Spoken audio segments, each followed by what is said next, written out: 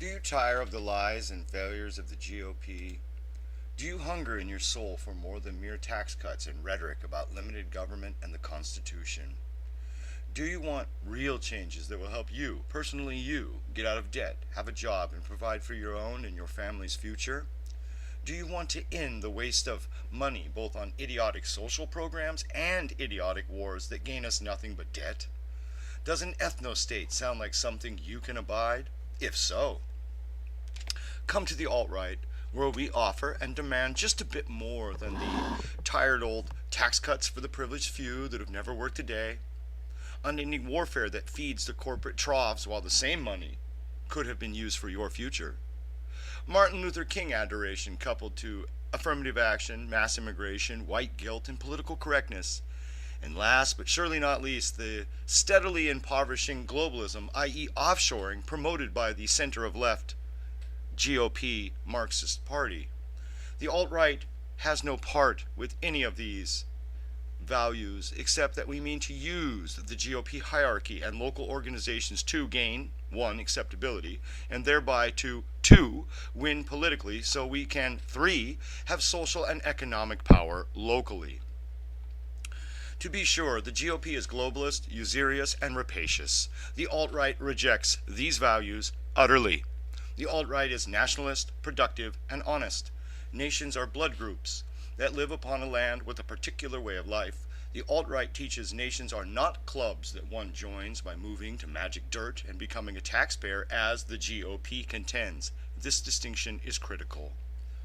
The alt-right are not the corporate shill GOP, whose job is to lose professionally to the Democrats, who are the favorite of the same big money and business powers that rule this nation, in truth the entire Western world, behind the facade of democracy and liberalism. The very same money powers that insist upon mass immigration, diversity, white guilt, and the other 100 evils the GOP enables by its treason to the historical white nation called America. The GOP exists only to lose, well, and to shill for white guilt from inside our gates. You see, they are traitors to white America, while the Dems in Wall Street are just enemies of the white people in America proper. The GOP are a center-left party, in fact, that accepts every single tenet of the radical left as regards diversity and tolerance. The GOP are one half of the death cult that we on the alt-right oppose with all our might, for we on the alt-right are the true and only right.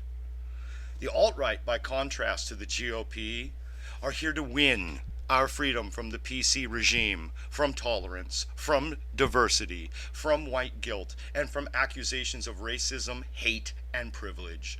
The system as it exists now in our view is defunct, and it is high time to alter and abolish, the time to choose freedom from usury or slavery under usury's economic and social whip. The GOP are the party of slavery and death. The GOP are the lackeys to the usurers. We alt-righters do not have any illusions about going back, as that is nostalgic nonsense.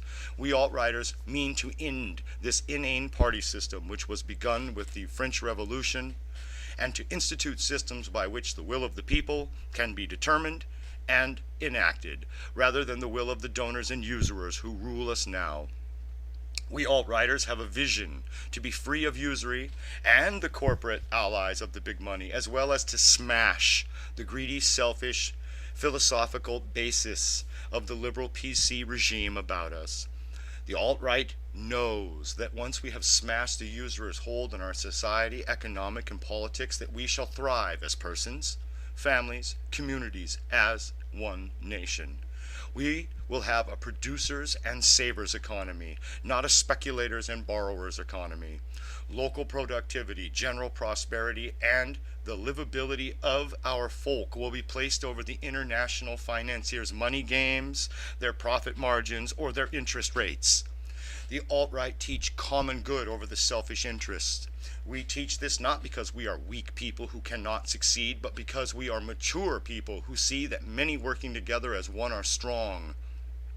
We see that hard work is the trade-off for being independent and free from mass immigration and usury. We accept the implications Whites will pick and grow our own food. Whites will make our own clothes. Whites will build our own infrastructure. Whites will manufacture our own needs. And whites will care for our own ends by and for ourselves. And whites will be paid living wages. The alt-right exalt the ideal of a producer society in which all do their duty and all are remunerated justly such that each can provide for a family and have children, which are the purpose to all life-affirming systems. Children, not happiness, are the final end of the alt-right's highest ideals. Children are our future. Happiness is a delusion. The alt-right see that children had in the parameters of stable families and well-founded communities are the way forward. They are not a burden, but a blessing that gives all of us hope.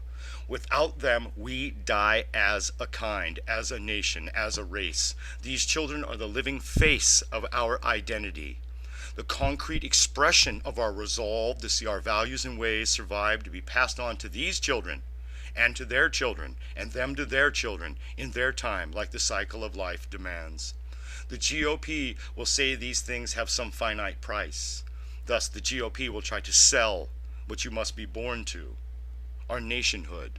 But the alt-right will not, does not, seek to sell our identity, values, or ways, since these are things that one is born to.